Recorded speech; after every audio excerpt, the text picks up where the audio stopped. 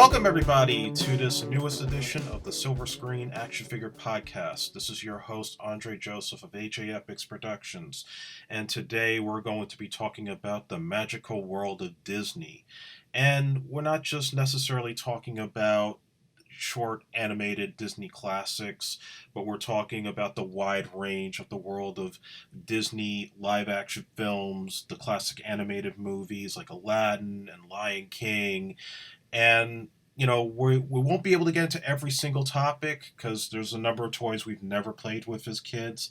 But to help me out, because there's a lot that I don't really know too much about when it comes to Disney, I've got my good friend here, my partner in crime, Mr. Albert Albanese. Say hello. What's going on, guys? Nice to be back on here again. Right? Yeah, man. So before we get started, I just want to make some quick shout outs. I want to make a quick shout out to Alcon House of the In Your House Wrestling podcast. We've been on 2 shows with him so far. We've had a lot of fun on it. We've talked about a little bit about the recent AEW show, Double or Nothing. We've talked about the state of wrestling in terms of everything that's been going on in the WWE as of late. So if you want to check that out, he's on Apple Podcasts, Spotify, iHeartRadio, and various other podcast platforms. And he has a Facebook page, In Your House, HOWSE. And you can follow him for all kinds of new episodes. They have a live action interview show that's coming up, so that's going to be pretty amazing for them, and they're really cool guys.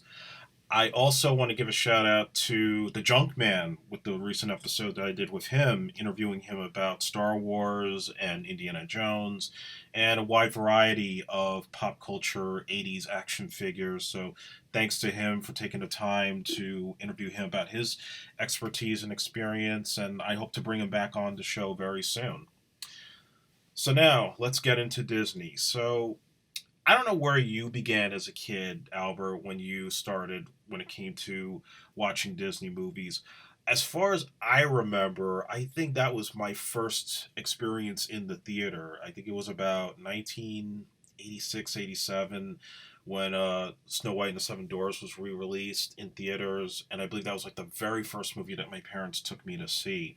And, after that, they would be renting a lot of the videotapes because at that time, Disney was starting to kind of turn around after a number of years where there was a lot of slumping and mismanagement. And at that particular point, because of the advent of VHS, a lot of the old Disney classics started to come out on video, like Pinocchio and Bambi and various others, Fox and the Hound, Robin Hood. So I started watching all these movies because that's what my parents would get me, and started to really get into all those classics. And then the next thing you know, pretty much every year, whenever there was a new Disney movie that came out, we would always go out, and it would be like a big event for the longest time until, I got older and phased out of it.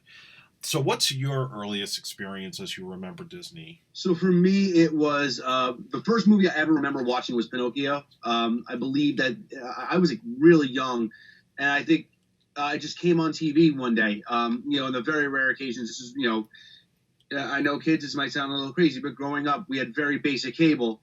There weren't many channels. Mm-hmm. So the very rare opportunity that a Disney movie was on TV, it was like a big event. So I remember watching it with my older sister and my parents.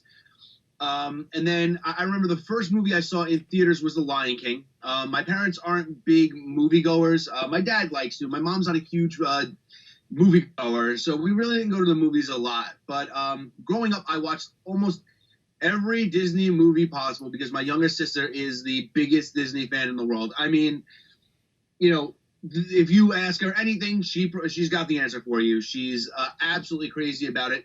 And that's kind of where I think a lot of my obsession with Disney came from, too. As a kid, you don't want to, I guess admit to liking a lot of Disney stuff because, I don't know, maybe it's almost like maybe it's a little bit girly when you're growing up, like, oh, I don't like Disney, that's cartoons, that's whatever. But I always loved Disney. I was a big fan. So, that's kind of where my fandom started. It was really with that and the VHSs, those big, white, bulky VHS tapes that we had. That was the stuff back in the day, Yeah, man, and your sister definitely. I mean, she knows like almost all the songs. I mean, I've heard her every time I've been at your house, and yeah, I mean, you guys are definitely much bigger fans than I am But because I was just more into the animation part of it. yeah, I mean, my sister was also really big into the actual Disney series on on the Disney Channel and stuff like that, which is a little bit past my my area of expertise. But man, you ask her anything about that, she'll know exactly what we're talking about. She's a little obsessed. Well, yeah, I mean, we will definitely mention later on. There's like a whole list of movies. Oh, actually, old Disney afternoon cartoons that I wish were made into movies, and in turn could have been made into toys for sure. Oh, Um, absolutely. yeah, so one of the first ones that I want to bring up because this really, to me, is what made Disney cool back in the day. There were, like I said, there were always these event films, sometimes just re-releasing the classics and kids rediscovering these movies for the first time. And we're talking about movies that came out in the 30s and 40s that were long, remembered but not really like on TV all the time until they started pumping them out. But then came an interesting point where we started to see these characters come back, but in an unlikely way. And the way it was done was just totally mind blowing. And what I want to talk about is Who Framed Roger Rabbit. Now, Oh man. we're going way back because I remember as a kid seeing this movie with my parents, and a lot of the adult stuff I didn't catch on until much years later. But anyway, that's another story for another day. But this was Robert Zemeckis' first movie after the huge success of Back to the Future. He was now pretty much at the top of his game, and Roger Rabbit, it was based on a novel called Who Plugged Roger Rabbit.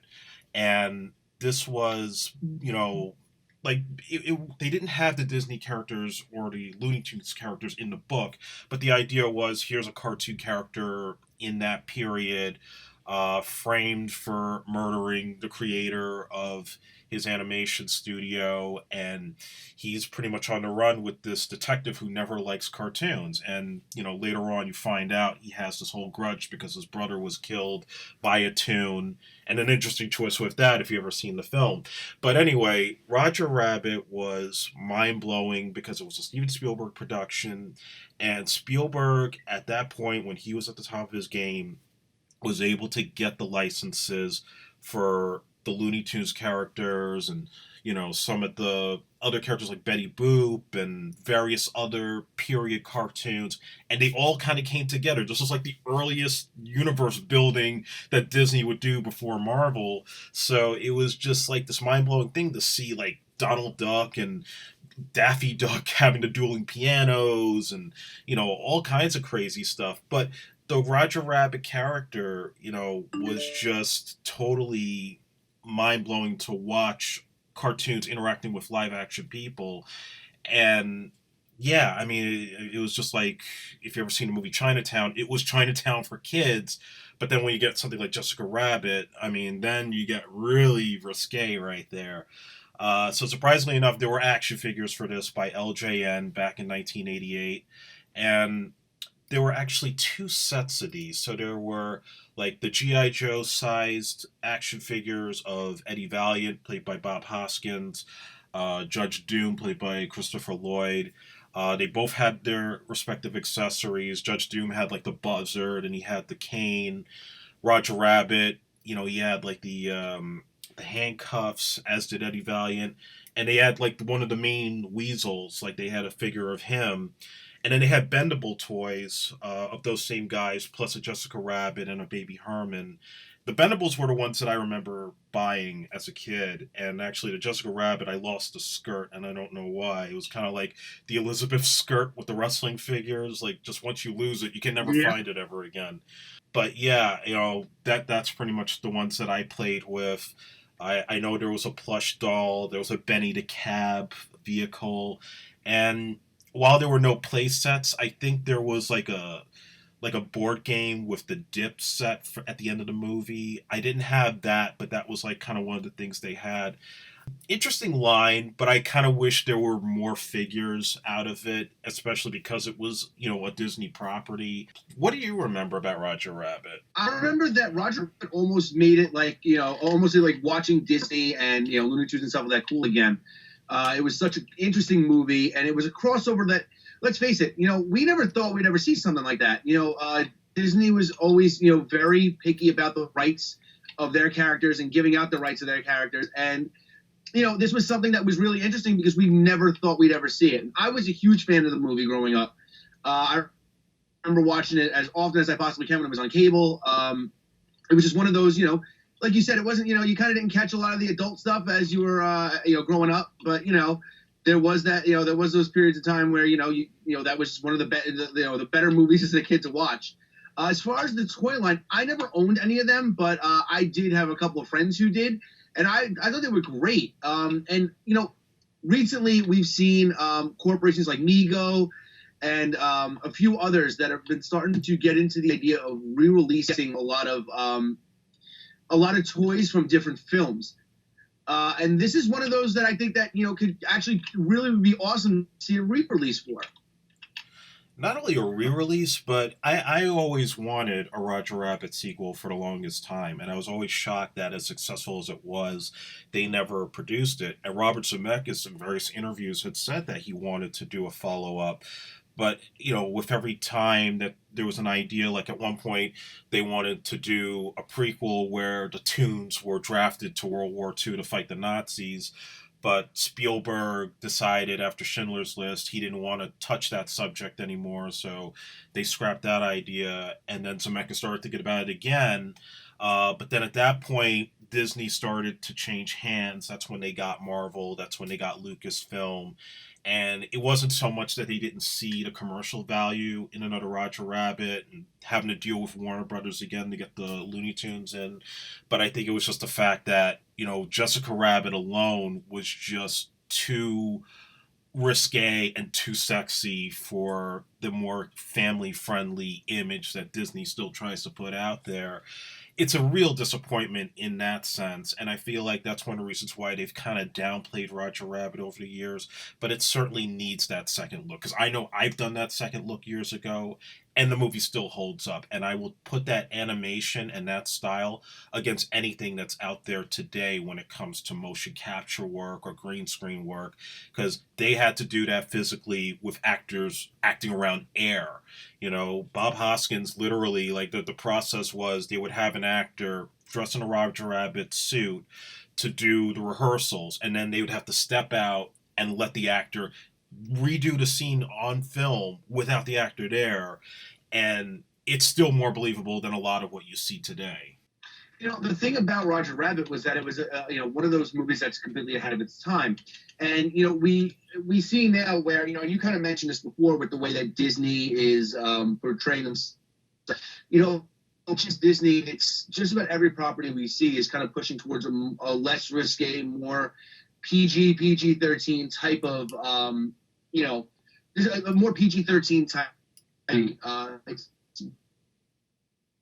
a lot of really big R-rated films. You'll even see that it took how many years into this big superhero craze to see Deadpool come out and be an R-rated film, and all the stuff that ended up, coming out after that was a big deal. They were like, I can't believe they would actually do this, and now they re-released the second film as Once Upon a Deadpool and made it a PG-13 version. So it's, I think it's the era that we live in now is a big deal, for that kind of stuff. And I think that hurts the chances of seeing something like Roger Rabbit get remade. But I think this was a great way to revamp everything. I mean, Looney Tunes has faltered for a while now. I don't even, I don't remember the last big thing I've seen with Looney Tunes in it. And, Disney could, always do good with, with others a little bit more because, let's face it, there's talk about how much they're a monopoly now, how much they're taking over everything, and they're buying out Marvel. They have their own streaming service now. This would be a good shot in the arm for them as well. But you might be right. It might be a little too risque. I hope that's not the case, but it does seem like that might be the reason why we haven't seen a sequel to one of the better movies that came out a number of years ago. Yeah, absolutely. And, speaking of that particular year, 1988, so this was also right around the time when the animation division was also starting to pick up some steam again. For the longest time, I think that there was a kind of a drought at that time with Disney. Something like, say, like when they did the Black Cauldron, it was just too dark and too scary for kids. And then, starting with the Great Mouse Detective, they were starting to make it more fun and family friendly, and start to win back the audience. And I think year before Little Mermaid came out, and we'll touch on Little Mermaid a little bit. One movie that I will say that also caught my attention as a kid, and it came out that same year, was Oliver and Company, and that was another Oh one. yeah. Yeah, that was like also one of those. It was interesting because it was also like Billy Joel's only acting role in his entire career, playing the voice of the dog Dodger in the movie. And, for those of you who may not remember or have never seen Oliver and Company, it's really a remake of Oliver Twist. You have this orange cat that gets brought into a group of homeless pets, and it kind of like formed their own family, and he's kind of like looking for his way. um, and there's a little bit more to it, of course, but it was one of those movies that came out. It had like this hit soundtrack with Billy Joel and Huey Lewis and Bette Midler, who also was, doing one of the voices. The movie also had like Cheech Marin and Roscoe Lee Brown and Shirley Ralph. Like they all were providing their voices, because this was like very much like an urban type of tale that Disney was doing, and it was modern day. This was unlike a lot of what they had done previously. So there were a wide variety of merchandising tie-ins with the film. McDonald's had like these little, they look like squirt toys, but I don't think they were. But they had like the toys of like Georgette and Oliver and Dodger, and they were very small. And I remember having some of these in the early days of going to McDonald's and getting the Happy Meal toys. And the one thing I do remember was when Sears was making some figures from the movie, and they were like little plush dolls of the characters that actually they had fur. They were all pretty much in the same identical poses. So I think I had an Oliver and I had a Dodger. The Oliver got stained a little bit from some root beer, so it's around somewhere, probably like in a box with all my other Disney stuff. But that was another movie that it kind of like it came out, but it never came out on video for the longest time. And it always kind of like pissed me off, because I had the record, I was listening to the soundtrack, Billy Joel was rocking it, but this movie didn't see the light of day again until I think 1996. And then at that point, I was already, in like sixth grade, seventh grade. So I think I didn't see it when they re released it, but I bought the tape once it came out just to have it. And that's really my memory of Oliver and Company, was that one time seeing it in the theater and waiting for the longest time for it to ever come back on tape. Did you ever see Oliver and Company? I did, but I actually didn't see it in the theater. And I remember it. I was young when it came out. It came out in '88, so I was like 3. So I remember, I probably saw the commercials and stuff like that for it. But by the time it did come out on video, I actually, I think my parents had bought it for my sister, because Disney movie comes out, let's just go buy it for Adrian. Or if we didn't buy it, somebody had it, because I remember seeing it more than one time. But I also remember really liking it, because I was like, oh my God, that's Billy Joel. Like, that's awesome, Who doesn't love Billy Joel? So I really didn't have any toys and stuff from the movie, but I do remember it being released, and I do remember it being like really a really fun movie. And it's one of those movies that doesn't get a lot of play from Disney. It reminds me, like, Oliver and Company is one of those almost like The Rescuers and The Rescuers Down Under, where they were a big deal when they came out, and then all of a sudden they kind of fell off to the wayside. But still, all really fun movies. It's just, for some reason, don't get the same. I don't know. They don't get the same recognition as like a Little Mermaid or a Hercules or or an Aladdin. But definitely a fun movie, and I do remember seeing the toys. I think that my sister might have had a couple of the toys from McDonald's, Mhm. but I never had any specifically from that movie. Yeah. Now, actually, because you mentioned Rescuers, I kind of want to jump into that a little bit, and that was another one that I remember. They had re-released the original movie, I think in the late '80s or early '90s, and I remember seeing it and liking it. But I always thought, for some reason, as a kid, because Chippendale Rescue Rangers was on the air at that time, and almost thought this was like an extension of that because they were mouse and they were sort of like they're kind of detectives, but they're really like I guess helping missing kids and stuff. So I remember when the Rescuers Down Under came out and feeling like it was like that sort of same vibe, and I think it was also one of the first Disney animated movies that had CG involved in just the combination of that and traditional hand drawn animation. And there were toys for that. I know there were some Happy Meal toys, there were some PVC figures, and there's actually a lot of PVC toys for Disney that I used to collect back then. I'll touch on a little bit of those. But I never collected any of them because I think the movie just it didn't do well at the box office and it just kind of came and went. But I do remember getting like these Christmas ornaments of the two characters, Miss Bianca and Bernard, and I still I have have those as well. yeah, I still have them, and we would hang them up on the Christmas tree every year. So that was like the only times when I can actually remember that this movie existed.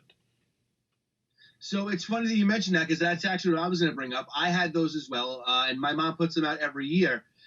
We have a big, well, but not that anybody else that listens to this podcast might be in my house, but we have a big old radio in my living room. My father's really big on, like stuff from like from the older time periods and stuff like that. We have an old tube, stand up radio in there. My mom puts those on that radio every year, and that's the only thing that I remember ever coming out for that film. And I remember always liking it a lot. And that's like my memory of that movie actually existing. And recently, they released, not recently, I just know I got it recently, but they released both movies on DVD, both movies on the same DVD. And it was actually like $20 at, I think, at Target or something like that. So I picked it up. And another movie that really still holds up to this time that not a lot of people talk about. Yeah, without a doubt. And I think I saw that. I saw that in a discount theater in Jersey when it came out. So that's my vague memory of actually seeing that movie, and the Mm-hmm. fact that John Candy was in it too. That was like probably one of his rare appearances in a cartoon. So yeah, That's Rescuers. right. Definitely, if you've never seen it or any of the two movies, check it out. I don't think kids will be disappointed with that now. Now, there's I can't really get too much into things like The Little Mermaid and Beauty and the Beast because they were more like because we're boys and they were more geared. I mean, they were geared to like more kid friendly audiences, but primarily to young girls. So I don't remember what was out there besides the Barbie sized dolls for Ariel and for Belle from Beauty and the Beast. But Albert, do you remember like if Adrian collected any of those and like any kind of memories about it? Oh yeah, Adrian had just about everything. They came out. I remember one of the big things was back at that time when we were younger, plush was really big, and they came out with plush toys of just about everybody. And my sister had Flounder. She had anything under the sun you can imagine that could be released with Ariel on it. She had. They're also one of the big things, if you remember back in the '90s, was Polly Pocket, and they actually made a Little Mermaid Polly Pocket. Yeah, that's right. I And, forgot and about my, Polly yep, Pocket. yep. And my sister had that. It came with a lot of the accessories and stuff like that. Um, they also, as we've gotten older now, because these movies are still really, still ring out so well, and people our age are now we're adults now, so now we can start buying things. They started coming out with a lot of different toys and stuff. One of the things that I know that I got my sister was they actually had a real life dingle hopper. So it looks like a fork, but it's actually really a hairbrush. And there's a whole bunch of different kind of things that they've come out with. But yeah, she had As far as figures and stuff like that, there was a lot of little decorative figurines that they came out with, and she had all of them. Wow, yeah. Yeah, I mean, because I enjoyed both movies. I didn't see Little Mermaid when it was in the theaters, but I did see Beauty and the Beast with my aunt when it came out, and I was even mesmerized by the visuals of that and the story. Bought the videotape when it came out. But yeah, the toy lines at that time, like I said, were more geared to girls, but they would turn around for boys for a bit. And, we'll be talking a little bit later about, when that started to kind of happen on the animated front. But on the live action front, it got very interesting because we're talking about now, we're getting into the early 90s. So Batman had just come out, and now you had that early phase of now Hollywood was starting to take comic books more seriously. But, again, they were aiming to the baby boomer generation primarily. So this was at the time when, after Batman came out, Disney decided to cash in, and they thought they had their answer to respond to it, and that was Dick Tracy. So this was also another interesting story with Warren Beatty taking the famous Chester Gould comic books from the 30s or 40s and deciding to go sort of in a Batman direction with it, pulling from the comic book panels, using all the classic villains from the Dick Tracy comic books, and even the short lived cartoon. And, you know, in turn, we had a whole variety of action figures and merchandising galore because you had Madonna in it, so they had the soundtrack and lots of video games. But with the toy line, they decided to go with Playmates for the licensee, and Playmates best known for Teenage Mutant Ninja Turtles, and they did the toys exactly like they did the Turtles, with the way that they kind of like, have those Swift Evil arms and legs and the same size, same type of molds.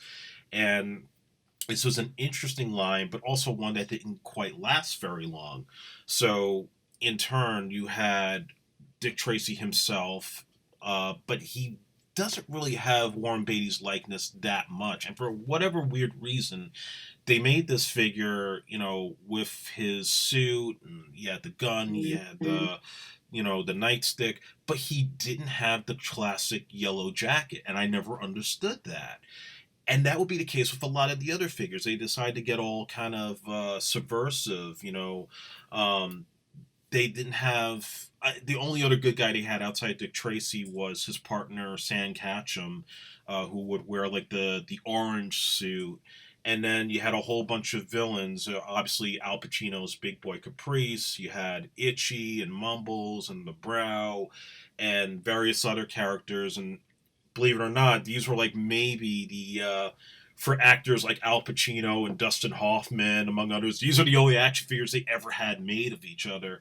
So that's Crazy, isn't that? yeah. So this is like really that one rare occasion of classic 1970s actors having their own toys, and and I collected all of them for the most part, except, well, there were two, and I'll get into those in a second because they were pretty controversial. But yeah, I mean, I would buy these figures. I was into the craze. I would play with them in my bathtub. Sometimes combine them with the turtles because same mold. So if you needed like cop characters trying to arrest the Foot Clan, send out Dick Tracy and do like your own universe building thing in your room. And they had the vehicles, but I never bought any of them. They had like the police squad vehicle, and then they had the getaway vehicle for Big Boy. There were no play sets for this because I guess at a certain point they just didn't sell anymore. Because the movie came out, it made money, but it wasn't to the level that Disney had expected because they spent a crap load of money on the marketing alone. So it was just kind of like a weird situation with the way that they handled it. And then you had the blank figure that came out, and then that was a weird one because that's the only figure that did not get released before the movie, and the reason why was because it would be a big spoiler. And since it's now 2019, let's just spoil it anyway. So Madonna's character, who is Breathless Mahoney and sort of like the vixen that creates this love triangle between Dick Tracy and his girlfriend Tess, turns out to be the blank. And this action figure in particular, you could take off the blank's mask and it's revealed to be Madonna's character. And it was never released in the States. It was only released in Canada, and it is still one of the rarest Mhm. figures to find. I'm actually still looking for it now, and I was actually at Comic Con a few years ago in New York. Somebody had it in the package, and they wanted like $800 for it, and I said, not worth it right now." So, still one of the rarest Yeah, it's a figures little bit in the much. business. Yeah, but I did pick up a few years ago the Steve the Tramp figure. Who was like the bum in the movie, and that was another one where this figure came out with the rest of the line, but then they pulled it off the shelves because everybody complained about the figure being offensive to the homeless. So it was like the one that always got away until I finally found it in a flea market and bought it for like $1. It's funny how that thing works, right? Because there, as a kid, you try to collect as much as you can. Let's face it, we were young. It's not our money we were spending; it was our parents' money we were spending. So you do what you can. But it's funny now that we're adult collectors, how much stuff you wind up finding in a flea market or something like that, and to try to complete a collection that you had back in the day. And I was big on the Dick Tracy movie, and I was big on the figure collecting. I actually did have the Getaway vehicle, and I had Dick Tracy, and Dick Tracy was like the unofficial partner of the Ninja Turtles in my playing world, because I didn't have, I think maybe I had one of the villains from Dick Tracy, so it was kind of hard to just play with Dick Tracy by himself. So you had to use your imagination. And I mentioned on this podcast early on, I also used all of my figures as because I'm such a big wrestling fan, and its own little their own little wrestling organization. And Dick Tracy was my champion for a pretty long time. But I remember loving that line. I remember loving the movie. I remember loving the figure. But again, to reiterate what you said, I was so upset that they didn't have he didn't have his signature jacket. He had everything else but except the jacket. Yeah, I still don't understand that to this day. I mean, it's like that's really synonymous with Dick Tracy. It's on every poster. It's pretty much part of the character. It made no sense to not have the coat, unless again, maybe it was just like with Turtles. Maybe I don't know. Splinter had his gi and Shredder had his cape, so why couldn't they have the yellow jacket for Dick Tracy? It's beyond me. Around that same time, too, the company Applause was also making like these PVC toys, and so these were like also like more accurate to the movie. So you actually had two Dick Tracy figures that had the coat, and you can only pick these up in the Disney store. And this was probably around the time when the Disney store first opened in the malls, and the only one that I could go to was the one in Woodbridge, New Jersey. So, funny story. I remember actually going there as a kid when the movie came out, and I bought a Dick Tracy. I bought the one that has like him with the gun holding up, and for whatever reason, like I'm playing with this thing all day, and the next thing you know, me and my parents have to go to Sears because my dad had to get a new lawnmower, and I lost the figure in Sears, and I was like so upset. I mean, I was like crying to death because I lost this toy that we just bought, and then we ended up having to go to the Disney store again to buy a new one. But then that figure, the hand fell off, like it completely broke off, and it was like that was it. We weren't even gonna buy anymore. So that was like him and Pruneface were the only figures I had for the longest time. And then finally, like about last year, I went on eBay and just said, you know what, screw it. I'm just going to buy the whole collection. I'll get the big boy, I'll get the Breathless Mahoney and the flat top and Itchy and complete the whole set since there weren't that many. But those just popped out to me because they were just so colorful to look at and they were slightly more accurate than the Playmates toys. But that's really the one thing I remember was just losing that figure and being so upset about it. Well, I remember, it's funny because as adult collectors, we wind up going back and thinking about all the stuff that we never had. And it's funny because recently, I want to say maybe within the last 5 or 6 months, I had a similar situation. I was really big on the Master of the Universe toys. And I remember having a whole bunch of He-Man stuff. There was like 3 or 4 I never had. And I went back and I went up picking them up. It's actually you do as adults. You go back and collect all the toys you didn't have when you were a kid. But yeah, one of the big things that I do remember about the second, the Dick Tracy figures you're talking about was the fact that I remember them coming out. And I remember wanting them, And I remember my mom was like, "But you already have Dick Tracy." I was like, "Yeah, but it's a different one and it's newer and it's better." She's like, "Yeah, but you already have Dick Tracy. So let's why don't you get something else that you don't have?"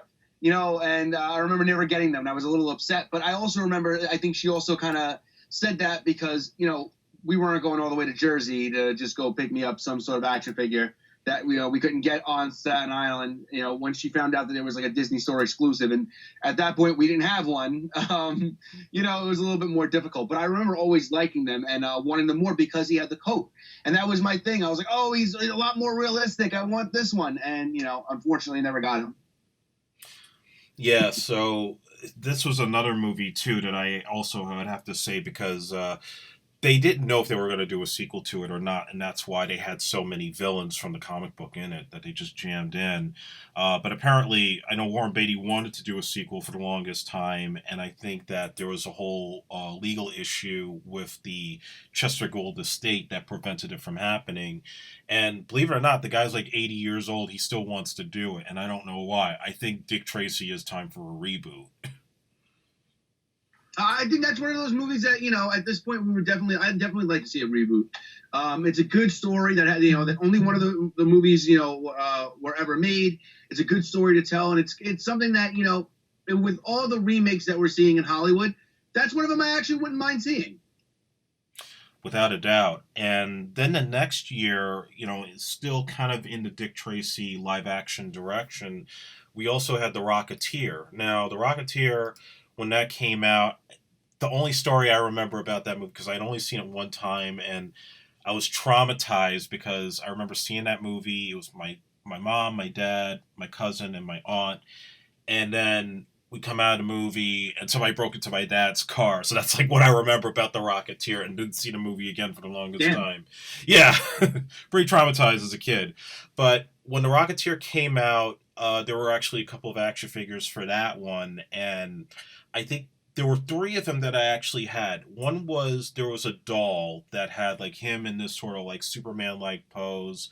I actually still have it up in a shelf with like some of my Star Wars dolls and my Terminator doll. There was also a bendable figure similar to the Roger Rabbit ones, which I also still had. I think he could take off the rocket off his back. And there was a PVC figure that I bought in the Disney store. This one actually has him like sort of like in his flight mode and the cloud in his feet. So this was another one that I really wish, because I did enjoy the movie when it came out, and I actually enjoyed the Nintendo game that it also was made for it. I wanted more figures for it. I wanted like Timothy Dalton's character because he was the villain, and they had like the guy with like that square face who was like one of the secondary bad guys. I wanted more because I thought this was like a cool little movie, but again, like Dick Tracy, it just did not make it in the marketplace and didn't go beyond the one guy. So, a little disappointing, but such a cool character. I know they've talked about rebooting that or doing a sequel and sort of doing a gender swap thing. So that's my recollection of The Rocketeer. Did you ever see the movie, Albert? I did when I was younger. But actually, same as you. I only saw it once, and it didn't leave that big of an impression on me. I never really collected any of the toys. I wasn't really too big into it. I remember liking it, but I didn't love it. Like it wasn't like like the ones that you just recently mentioned. Dick Tracy was what's it called, a very big thing for my childhood. And things like that. But the Rocketeer wasn't really high on my list of favorites.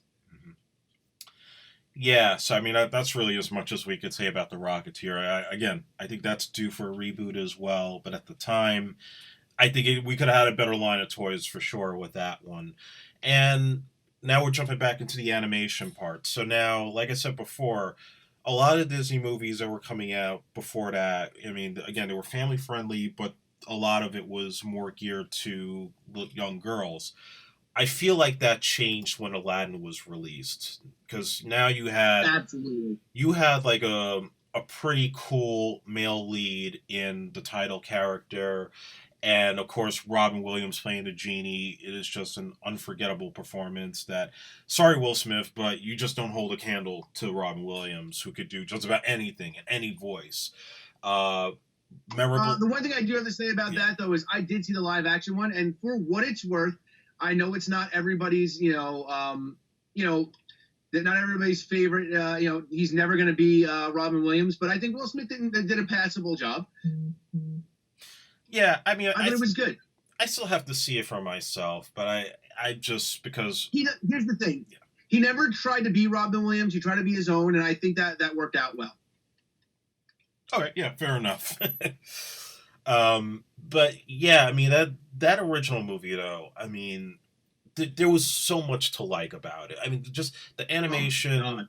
the story. Again, Robin Williams, but even like when it came to the merchandising and stuff. I mean, the soundtrack was so memorable. The video games, especially the Sega Genesis one, was just mind blowing with the effects and just how it was able to capture the animation in their graphics. So that was one I remember me and my cousin playing all the time as kids. And the toy line, believe it or not, I actually had some of these figures because I remember being in a BJ's in Jersey, and it was right around Christmas time, and they actually had like these two. They were like multi-pack sets. So one had Aladdin and Jafar and Abu, and then the other set had Jasmine and the genie and Raja. So it was like you basically almost completed the whole set with these two things, and then you would have like the guards, and you would have various different genie toys in different costumes. Like one the baseball player, one like when he's pretending he's a Frenchman. So this was like a really cool set to have, and I remember playing with those to death at home in my room, and sort of like reenacting the movie or reenacting like the live the cartoon series when that was on Disney Afternoon. So this Oh was yeah. this was like kind of breaking away from just Barbie doll types. I mean, there were still Barbie doll figures like of Jasmine, but now having like actual action figures to play with from that movie, it was a really fun time to be into Disney. I actually had the same ones that you're talking about. Aladdin is my favorite Disney movie of all time. It's the one that captured my imagination the most as a kid. Return of Jafar was just as good, if not better. But because it didn't get a wide, screen release, and it was really only straight to video release. It doesn't get I feel it doesn't get as much play, and also it didn't have Robin Williams return. He did wind up returning for the third movie, but it was a different voice for the genie, and I think if Robin Williams was in it, it would have been just a million times better. But I loved these toys. I played with them all the time. My sister, you talk about the Barbies. My sister had Aladdin and Jasmine, both of them in Barbie form. And this was one of those movies that, me and her watched all the time. As soon as we got it on VHS, it was, it was now, I ended up to watch the Little Mermaid over and over and over again because that's all she wanted to watch. It was cool that she liked Aladdin. So it was one of those movies we wound up, liking a lot. But as far as the toys, there's another thing that I actually picked up not too long ago. If you go to the Disney parks, they do this for a lot of the films. They have like small little, I want to say maybe like 3 or 4 inch figures, but they're in a diorama of something that looks similar to what's in the movie. And they started releasing these now for just about every one of them. And if you go into the front of any Disney store, they have a whole bunch of Marvel and Star Wars ones like this. And I picked up the Aladdin, the ones from Aladdin for that at the Disney parks. Another really big thing about the Disney parks is that they have a lot of exclusive stuff. And this is something I wanted to get into because this actually goes back to Star Wars too, because now Disney has the license. They've released a lot of, Disney park exclusive Star Wars and just Disney things in general. And if you go to the parks and you look at the toys on the shelves, you'll see that there's a difference. On the label, it'll say Disney Parks. Those aren't things you can get outside the Disney park. That's not stuff that they're selling in the Disney store or anything like that. You have to be at one of the Disney parks in order to buy those kinds of things. And one of the Aladdin sets that I have is specifically a Disney park set. And it's one of my favorite pieces that I have because it's, it brings me back to the time where, as an adult, I've been at Disney about 5 or 6 times now. It's one of my favorite places, and it's my favorite movie. And I was always hoping that they do a little bit more with Aladdin there. They have the Magic Carpet ride in Disney in Florida. That's pretty much all they have. I was kind of hoping with the movie coming out, they'd kind of do a little bit more. It doesn't look like they are, but you can always hold that hope that maybe they'll do a little bit more. But I love Aladdin and those toys as a kid, man. I played with them all the time. And I also played the video game all the time, which was one of the best games ever for the Super Nintendo, in my opinion. Yeah. So you mentioned Disney, Disney World, right? Yep. Yeah. So I want to kind of bring this up too while we're at it because I've only been to Disney twice. I've been there, I think, 93 and probably 96. But when I went in 96, I only went to Disney MGM Studios. So just, it's slightly off topic, but not exact. But this was one time where especially the first year when I went and I was all over the place, um, I was pretty much into Star Wars during that dark period before the prequels and after pretty much the craze was over, and this was at the time when I was collecting the old Kenner figures. So going to Disney MGM and seeing those PVC figures of R2D2 and C3PO, and then seeing like these little dolls that they made. They were like these plastic dolls of all the characters. Those were big pickups, but they were expensive as shit. So I had to really beg my parents to get those, and I still have those collections to this day. And then, of course, there was also like the Indiana Jones stunt show, which I saw the second year that I went, and there was some Indiana Jones. Such a fun show. Yeah, it was a great show. The only thing that sucked about it was that it rained, so they couldn't do the fight with the German mechanic. They can only do the Doom Ball Oh, scene. yeah, Yeah. they only do half the show when it rains. Unfortunately, the last time I was there, I only got to see half the show. But fortunately for me, I've seen it before. I also know that there was a point where they were thinking about taking it out of Disney, so I made sure to try to go and see it as much as I could before they were going to do that. But it doesn't seem like that's on their list anymore to do. So I'm hoping that's not the case because it's a fun show. Everybody should go see it if they ever go.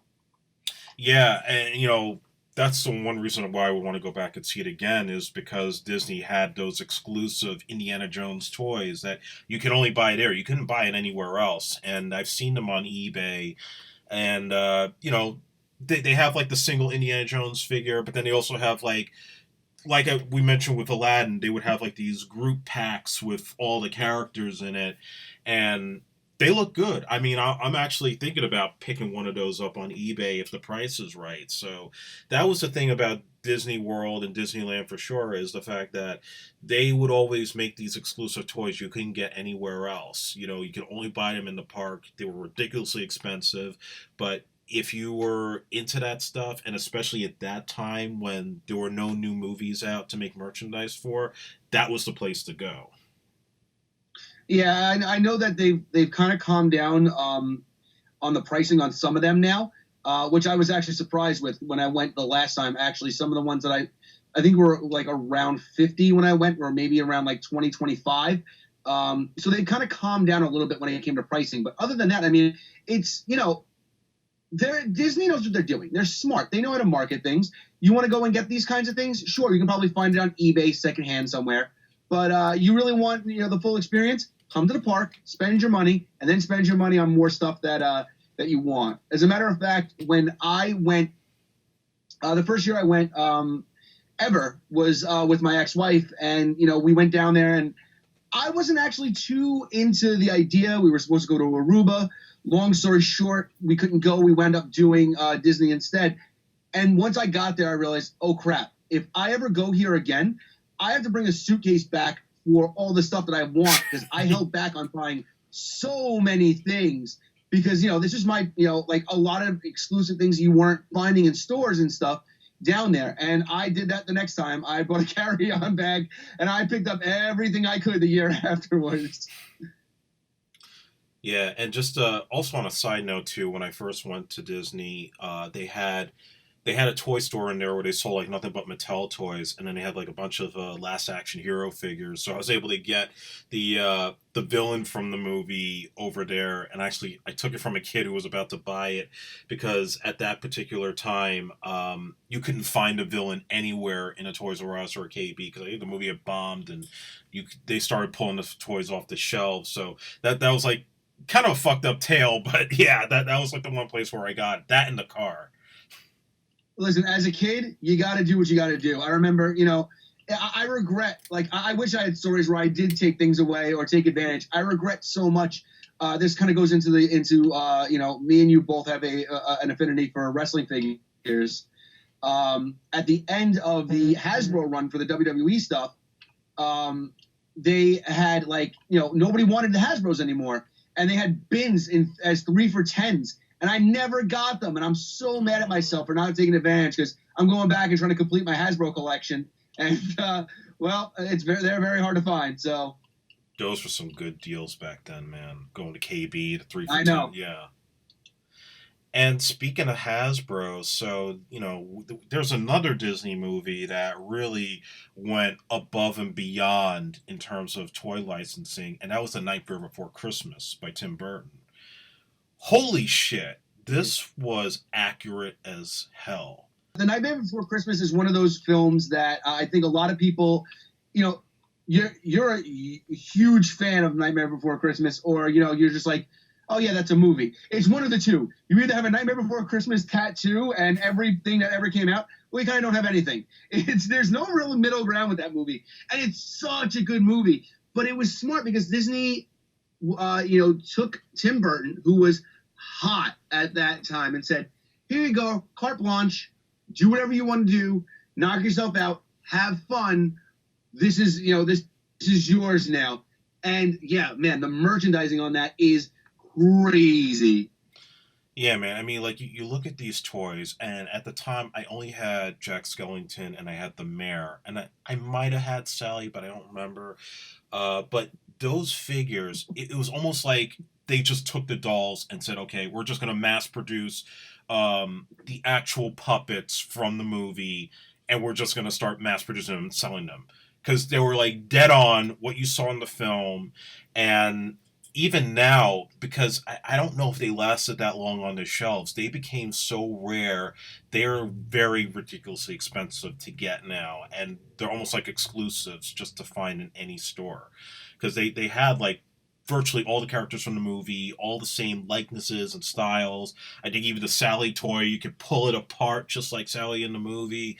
I mean, Yeah. they just were like, wow. I mean, this is maybe some of the best stuff that they ever made. They're not even really toys. I think they're just like artistic masterpieces. Yeah, they're really good collector's items. Yeah, I don't know what the value Um, is on them right now, but I know they're up there. oh, absolutely, and deservedly so. They were some of the better things that Disney ever made, and they were smart. You knew at that point, hey, all right, this is going to be, this is it. We're gonna do this now, and it's going to be a big hit. So let's make sure that these things are as good as they can be, and they really were. Hmm. Yeah, so I think after that point, when that film came out, then I mean, the Disney phenomenon still kept going for movies like The Lion King, and uh, you know, they started re-releasing all movies like Bambi and 101 Dalmatians, and every time there was a new movie, there were always Happy Meal toys for all of them. And I definitely recall Lion King getting a couple of those. I know there were some Bambi toys that I bought with the Happy Meals, and 101 Dalmatians. I remember there was stuff for that. So there was always something that went along, and I didn't really go and start buying the Mattel toys that were being made because I was more like a Batman guy and X-Men and Marvel at this particular time. But then another thing that kind of came out around that period that really even to this day, as they've made sequels and still capture that spirit of being a toy collector and playing with your toys as a kid, was Toy Story. And again, I didn't collect any of the toys that they particularly made exclusively for the film, but when they had the Happy Meal toys, I made sure to get a Buzz Lightyear or a Woody or anything else that came about. And again, there was so much fun to have and to play with and to feel like you could walk out of a room and they might just come out to life all of a sudden. So that was like really one of the coolest things. And I love those movies to death. They always, even to this day, as a 35-year-old man, especially like the last one, the third movie in particular, they still get to me, because it just reminds me of just growing up and playing with your toys.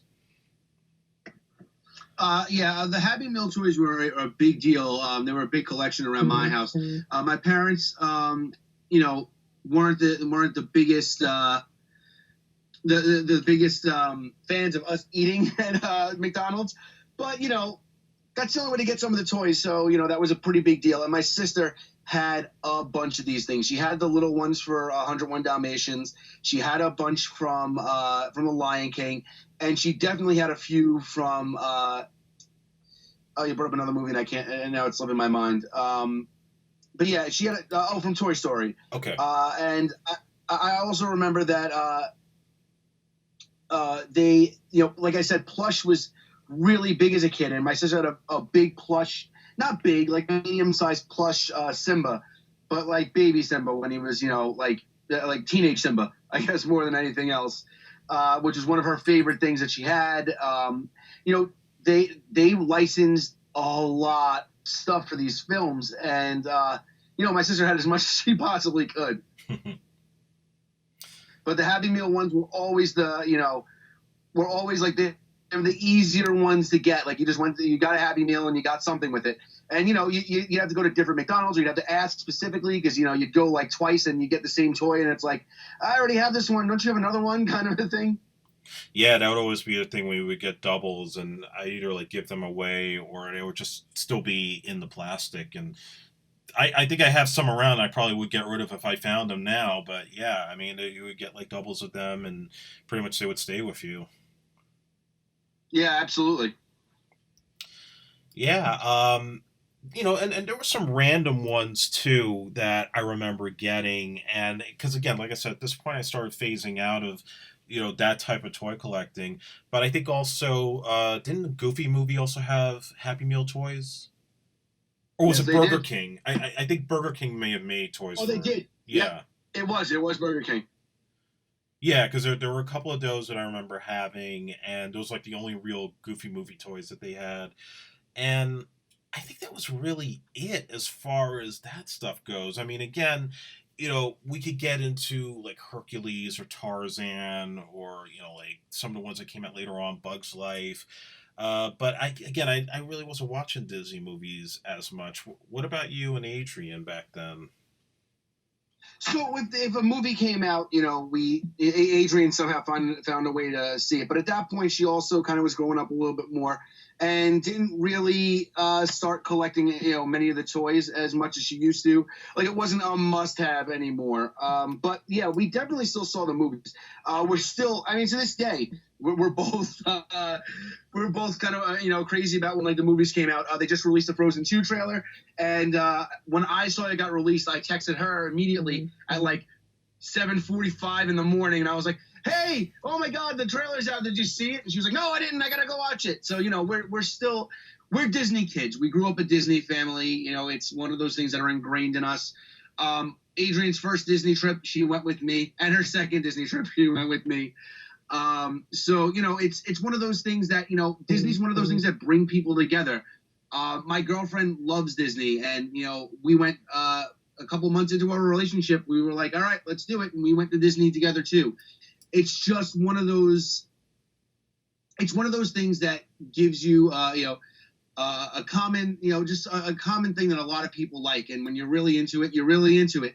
And Disney buying out things like Marvel and Star Wars and putting them into the parks only make it, for guys, make us want to even go more than we ever used to. So I love Disney, and it's one of my favorite things to talk about.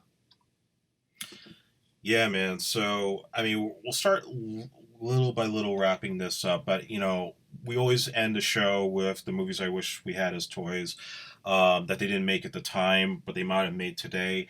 Uh, I actually have a pretty extensive list of ones that I wish they had done, and that's where I want to kind of like leave off here.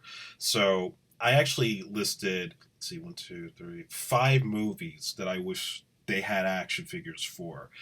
One was Oh, the DuckTales movie, Treasure of the Lost Lamp, because that was oh my God, yes. the only Disney Afternoon. Well, before Goofy movie came along, because that was off of Goof Troop.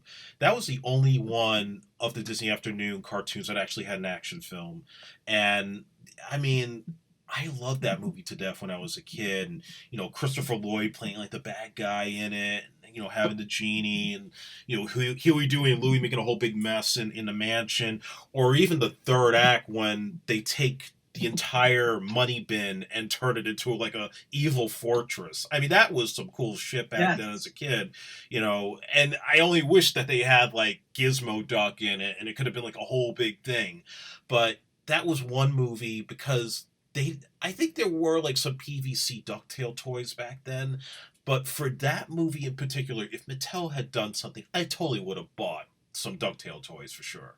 Oh, absolutely. I think for me, DuckTales was a big deal. I remember that, and I don't know if these were Happy Meal toys or if they were just normal toys. But I remember there was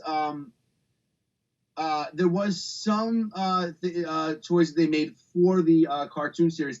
I'm pretty sure it wasn't DuckTales. Oh, I'm sorry.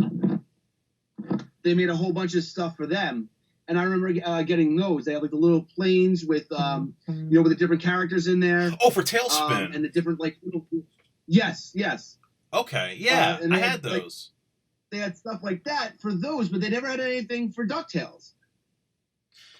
Yeah, and I think there were also some things for Rescue Rangers, which I thought would have been the next movie to make, and then they didn't do it. But they've talked about it recently, doing like a live action Rescue Rangers movie, and I would totally see that in the theaters. Oh, so would I. It's just it's unfortunate that they can't use the people who they've based a couple of those characters off of. Yeah, and then the second, Obviously, right? kind of a giveaway by the way they're dressed. Yeah, that's true. Most might say like the Indiana Jones and the Magnum PI type thing. They're kind of dated. We might have to change that up a bit. Yeah, maybe just a little bit. Yeah, as long as you don't turn it into the Turtles reboot. Oh God, no. Yeah.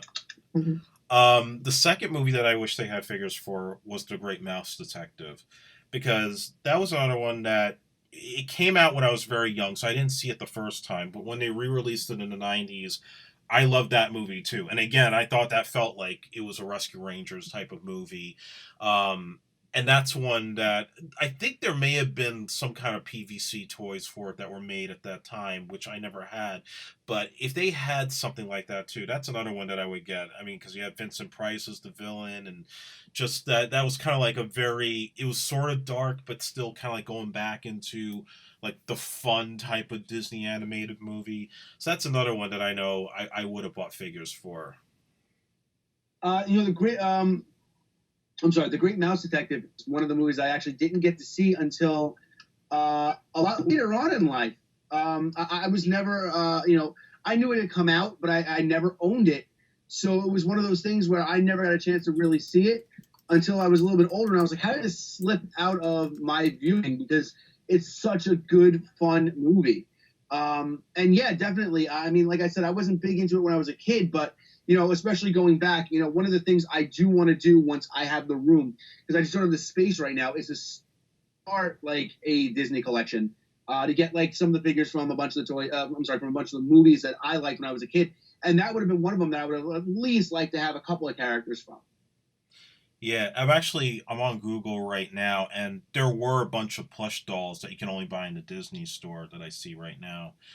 And yeah, there were PVC toys. So I think a lot of this came out when it was initially released in the mid '80s, but again, they were never re-released in any form after that. It's unfortunate, but unfortunately, as time goes on, you start realizing that a lot of the things that are from our generation weren't mass produced, and we're very exclusive. A lot of these companies were very picky about, in particular, about what stuff they put on shelves, because if it bombed, it could really harm the company. Now, a lot of these toy companies have so many stalwart properties, like Mattel. They have, it's like, oh, if a Barbie line fails, who cares? They'll just make it up by selling, half a dozen more wrestling figures, and you know what I mean. Mm-hmm. So, it's a lot different now. But if you guys can imagine, a lot of you guys are probably our age that are listening to this. Back in our day, we didn't have the opportunity to do that kind of stuff. The other three movies that I want to mention that I wish had figures, they're all live action Disney movies. One of them is Honey, I Shrunk the Kids. I would have liked to have Oh had yeah. I would have liked to have had a Rick Moranis action figure. It would have been a weird thing, yes, because you have these kids that are shrunk and small, but I think they could have made it interesting if they found a way to pull it off with just like a couple set of toys that maybe the size would shift of some sort. Have like the big ass ant that they were all friendly with and the scorpion that kills it. Like they could have had some pretty cool merchandise for that if they knew it was going to be as big of a hit as it was. And I think maybe there might have been like a replica of the machine that shrunk everybody, but other than that, there were no figures for that, and I think that could have been kind of cool. Yeah, I actually always thought that it would have been smart if they would have made normal size, like a 2 pack, like a normal size, like maybe like a 6 inch action figure of the character, and then like a shrunken down, almost like GI Joe sized version of it, so you can play with them both ways. Like, oh, okay, this is them. Oh, look, they shrunk. So you take that one away, you close your eyes, and you put the little one in, and it's like, oh, now they're small. Yeah, so that's another one. The other film that I wish I had figures for, and this one's totally out of the box, but Cool Runnings. And I mentioned this because right around '93, there was a company, and I forget the name, but they were making, it was like an African American owned toy company that was based, I think, in the South or probably even the Caribbean. They had made a Meteor Man action figure, the movie Meteor Man with Robert Townsend. His attempt to try to make a black superhero movie, it didn't succeed. Such a great, Yeah, such a great movie though. So underrated. yeah, so underrated, and I've met the man, so I mean, I'm a little biased about that. But I thought because this movie came around the same time as Cool Runnings, it would have been cool if that same company had made action figures for that movie, plus a bobsled. Even if the figures were bendables, I probably would have bought those because I mean, it was very rare that you saw Disney make movies about African Americans, and that was one to be kind of proud of to have made. And I think it's highly underrated now. It's one of those movies that I think never got enough recognition when it was out. But now that we're older, we can appreciate these things more. Yeah, absolutely, it's a great film, and it's one of those that kind of deserves to be celebrated. So yeah, I mean, there's always a chance now to get some of these. To get some of these figures made for certain movies that never came out, and maybe a small startup line of some stuff like that would be cool, especially with a movie like Cool Runnings. Definitely. And then the last film that I wish they had figures for, and this is a big one, The Mighty Ducks. Now Oh my God, yes. I know they made figures for that animated series with the same name, but of course that was like a completely different thing. That was like a bunch of space alien ducks that come to Earth and join the Anaheim Duck team.